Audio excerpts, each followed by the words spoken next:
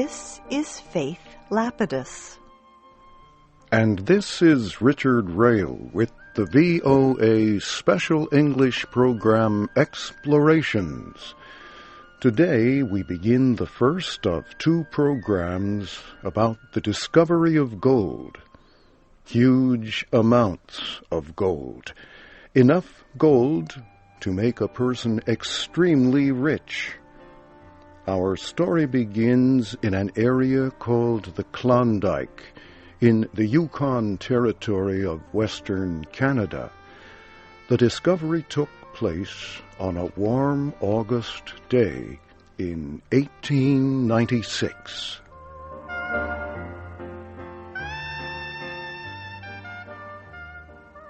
George Carmack and his two Indian friends, Skookum Jim Mason and Dawson Charlie, were working near the edge of a small river in Western Canada's Yukon territory.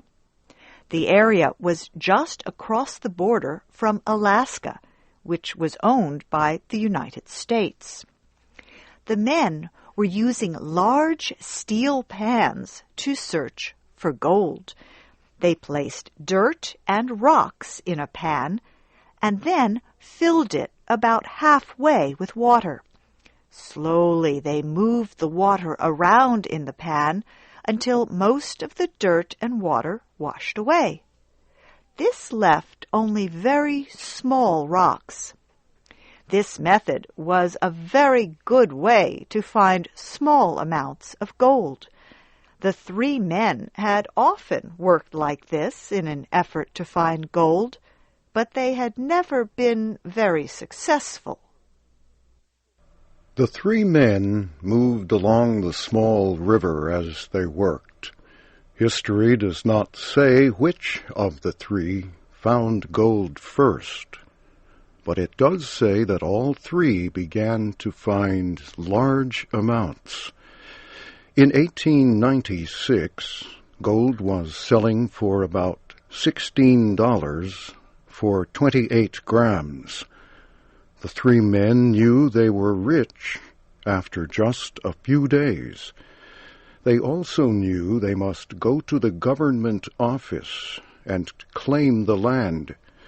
They had to keep their discovery a secret until they had a legal claim to the land where they had found the gold. George Carmack, Skookum Jim Mason, and Dawson Charlie were the first men to discover a great amount of gold in the Klondike. Before that August day, others had found gold, but never in huge amounts.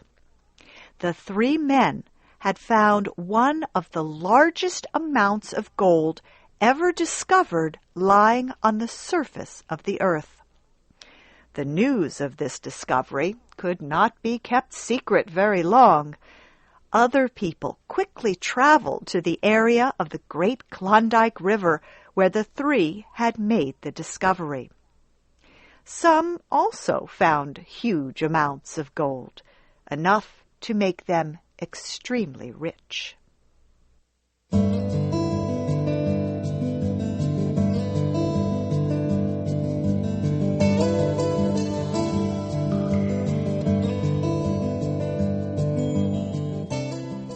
On July 16, 1897, the ship Excelsior came into the American port of San Francisco, California. It carried the first men who had found gold in the Klondike. The next day, the ship Portland landed in Seattle, Washington. It, too, carried men who had found gold in the Yukon. Clarence Berry was one of these men. He was a fruit farmer from California. He came off the ship Excelsior in San Francisco with $130,000 worth of gold. Niles Anderson came off the ship Portland with $112,000 in gold. They were only 2 men among more than 100 who left the ships with huge amounts of money. Photographs taken when the ships landed show thousands of people meeting the 2 ships. Newspapers printed long stories about the discovery of gold and the rich men who had just returned from the Yukon. To understand the excitement it caused, you must understand the value of that much money at the time. In 1897, a man with a good job working in New York City was paid about $10 each week. To earn the $130,000 that Clarence Berry took off the ship, that man would have had to work for 250 years. People all over the world became excited about the possibility of finding gold. Newspaper stories said it was easy to find the gold. It was just lying on the ground. All you had to do was go to Alaska and then to the Klondike area of the Yukon Territory of Canada and collect your gold. The possibility of finding gold caused thousands of people to make plans to travel to Alaska and then to the Klondike area of the Yukon. American and Canadian experts say between 20 and 30,000 people may have traveled to the gold fields. These people were called Stampeders. The word stampede means a mass movement of frightened animals. In 1897, the word came to mean the huge groups of people running or stampeding to Alaska and the Klondike. The people wanted a chance to become rich. The United States was suffering a great economic depression. By 1897, thousands of people were out of work. Men who had no jobs decided to use all the money they had left to go to Alaska. Newspapers and magazines began writing stories about traveling to Alaska. Books told what a person would need to be successful at finding gold. Other books explained sure methods of finding gold. Many of these books told people what they wanted to hear, that finding gold in the Yukon was easy. Most of the people who wrote the books had no idea at all where the Canadian Yukon Territory was. Many did not know anything about the American territory of Alaska. The people who wrote the books had no idea what was involved. They were only interested in selling books. Many of the people who would travel to the gold fields had no idea what they would face. They did not know about the extremely cold weather that could kill. Most did not know they would face extremely hard work and terrible living conditions. This was not true of the Canadian government. The Canadian government knew how hard it was to live in the western part of the country. The Canadian government quickly approved a law that said each person must bring enough supplies to last for 1 year. This was about 900 kilograms of supplies. Each person would have to bring food, tools, clothing, and everything else they needed for 1 year. The reason for this was very simple. There were no stores in the Yukon. There was no place to buy food. The nearest port was more than 1,000 kilometers away from where the gold discovery had been made. There were no railroads. At first, there were no roads that would permit a horse and wagon. The Stampeders would have to walk all the way and transport the supplies by themselves.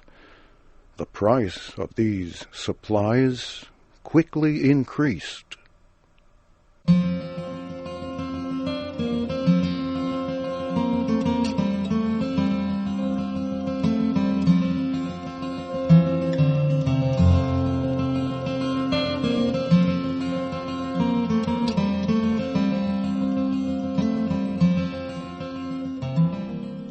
In 1897, a travel company in the middle western American city of Chicago, Illinois, listed the prices of what it cost to travel to Alaska. A ticket to ride the train from Chicago to Seattle, Washington, was $51.50. The company said a ticket on a ship from Seattle to Skagway, Alaska, was $35. Companies across the United States offered to sell all the supplies a gold seeker would need to take to the Klondike.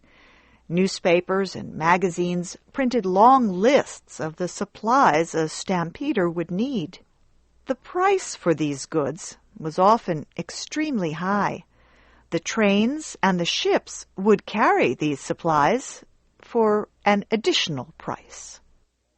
A young man who had the money to buy the supplies and the necessary tickets to travel to Alaska usually landed at the little port of Skagway.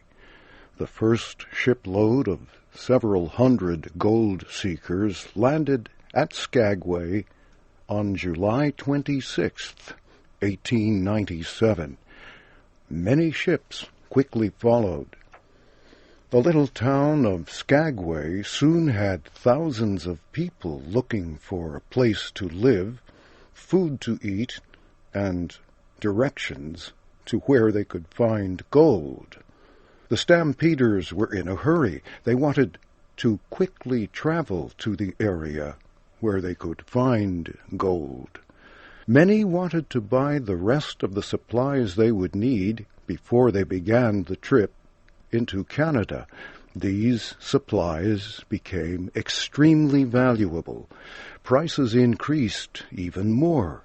Violence and a lack of a police department soon caused problems. People fought over supplies. The gold seekers quickly learned that life in Alaska would be extremely difficult, and they soon learned they still had more than 1,000 kilometers to travel. They learned they would have to carry their supplies over high mountains. Then they would need to build a boat to travel on the Yukon River. They learned the last part of their trip would be the hardest of all. That trip and what the thousands of gold seekers found will be our story next week.